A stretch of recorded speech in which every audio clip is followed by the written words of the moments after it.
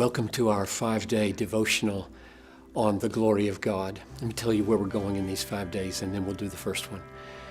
We want to talk about why God created us. Secondly, we want to talk tomorrow about our failure to live up to why He created us. Third, we want to talk about Christ coming into the world to reveal the glory of God, to save us from our failure to glorify God.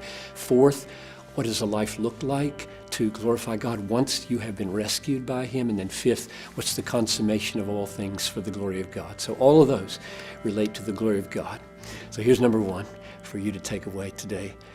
God created us for His glory. This is Isaiah 43, verse 7. Bring my sons from afar, my daughters from the ends of the earth, everyone whom I created for my glory. Which doesn't mean that He created us to increase His glory, but to display and to offer His glory to us as a gift for our enjoyment. Which means then that you go over to 1 Corinthians 10:31, text that my mom and dad always shared with me when I was a kid. Johnny, whether you eat or drink or whatever you do, do all to the glory of God. So now we have His purpose. God creates us for His glory, that is to magnify it, display it, make it look great.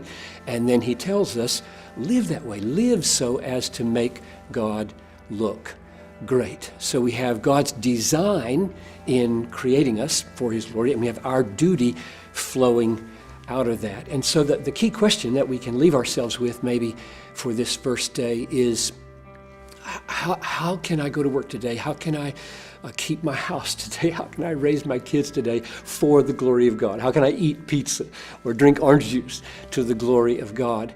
And the answer would surely be that in relying upon God, we show His trustworthiness. At every point of our lives, we're going to be relying on Him today. We're just little children, and He's all sufficient.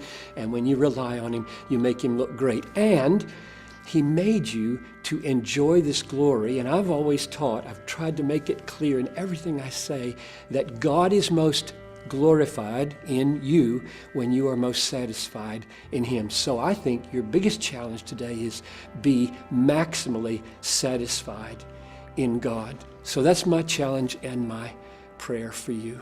May God grant you today to see that you are made for His glory.